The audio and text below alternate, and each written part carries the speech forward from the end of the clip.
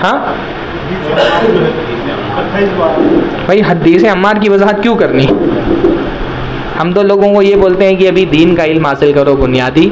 सहाबा के मुशाजरात का जो मामला है, सहाबा के दरमियान आपस में जो जंगें हुई हैं, वो हमारे दीन का हिस्सा नहीं है। दीन तो इन जंगों से पहले ही मुकम्मल हो चुका था, लिहाजा जो सहाबा की मुशाजरात हैं उनके पीछे नहीं पड़ना चाहिए। हदीस अम्मार इतनी नाजुक हदीस है कि इमाम अहमद इब्न हम्बल के बारे में ये बात आती है कि हदीस अम्मार लिख तो देते थे क्योंकि अल्लाह के रसूल की हदीस है, लेकिन उसकी तशरीह में नहीं जाते थे कि कहीं तशरीह में कोई ऐसे लफ्ज़ ज़बान से ना निकल जाए जो अल्लाह ताला के हमारी पकड़ का बाइस बन जाए अगर उसमें किसी सहाबा की गुस्ताखी हो। बुनियादी ये कि अल्लाह के नबी ने हज़रत अम्मार के बारे में ये बात फरमाई कि हज़रत अम्मार को जो गिरोह कत्ल करेगा वो बागी गिरोह होगा, और उस बागी गिरोह से मुराद खवारिज है। उस बागी गिरोह से मुराद खवारिज हैं। मुस्तदरक हाकिम वगैरह की जो रिवायत है जिसमें हज़रत इब्न अब्बास से, हज़रत अबू सईद खुदरी ने जाकर के हज़रत इब्न अब्बास से कहा कि जाओ इब्न अब्बास से वो हदीस पूछो जो खवारिज के बारे में।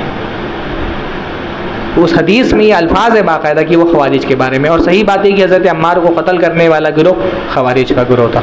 बाकी उसकी अगर बहुत तफसील आपको चाहिए तो शेख किफ़ायतुल्लाह की वीडियो बहुत मुफस्सल इस मौजू पर यूट्यूब पर है, हदीस अम्मार, उसको आप पढ़ लें तो आपको बहुत तफसील आपको पता चल जाएगी। लेकिन आम मुसलमान को उन सब चीज़ों में जाने की क्या ज़रूरत है भाई?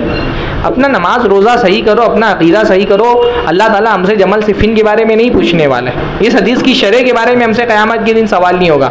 अल्लाह के नबी सल्लल्लाहु अलैहि वसल्लम को एक बशारत देनी थी, हज़रत अम्मार को तो दे दी। ये हदीस की किताबों में आमतौर पर आप देखेंगे मुशाजरात बयान करने के लिए हदीसें नहीं आती। जैसे सही बुखारी में ये रिवायत आई है, किस हवाले से आई है कि मस्जिद की तामीर के लिए ईंटें उठानी चाहिए, उसके बयान के लिए वो हदीसें आई हैं।